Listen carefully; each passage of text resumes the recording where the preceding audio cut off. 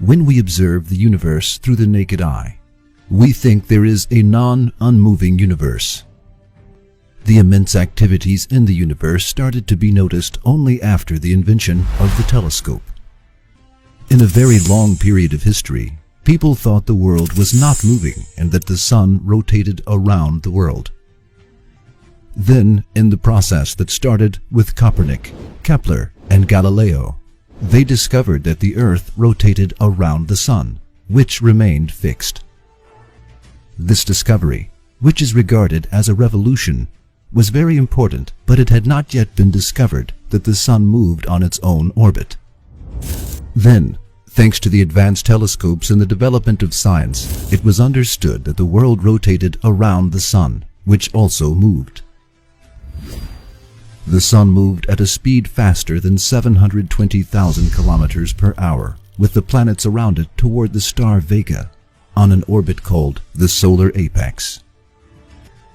This fact, which was discovered only in the last century, was stated by the Quran 1400 years ago. And the sun runs his course for a period determined for him.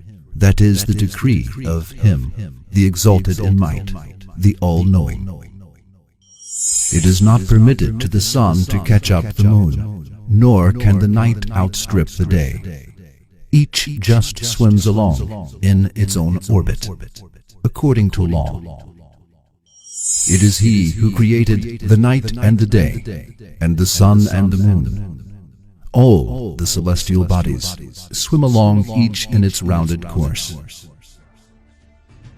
As we can see it, the Quran stated 1400 years ago that the sun and the stars moved. This proves that the Quran is the word of Allah. The Quran attracts attention to another scientific discovery about the movements of the sun through another verse. The following is stated in verse 5 of the chapter of As-Safat. The Lord of the heavens and the earth, and what is between them, and Lord of the Easts. It is understood from the phrase, the Lord of the Easts, that the sun had more than one rising point. It attracts attention to the fact that the East, which we know as the rising place of the sun, needs to be thought as places, that is, more than one east. Yes, the sun rises every morning and sets every evening. However, these risings and settings take place in a different part of the universe each time.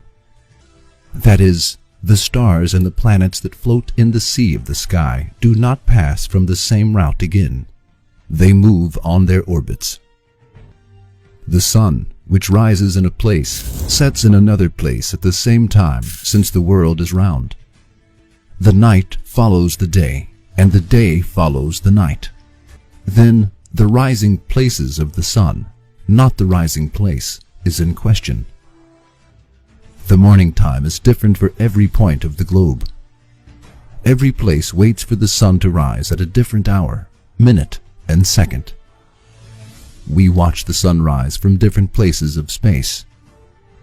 The sun is the same sun, the world is the same world, but the place in space is different. Now, let us ask some questions about these two miracles of the Quran. 1. Can the fact that the sun and the stars moved, something stated by the Quran 1400 years ago, was approved by scientists, be interpreted as anything but as the Quran is the word of Allah, who created the skies, determined routes there, and made the sun and stars move on that route?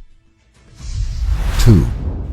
Is it possible for a person who lived 1400 years ago and who could not read nor write to discover a fact that was rejected by many scientists who lived before the last century, and that was discovered only in the last century, which was a century of science and technology?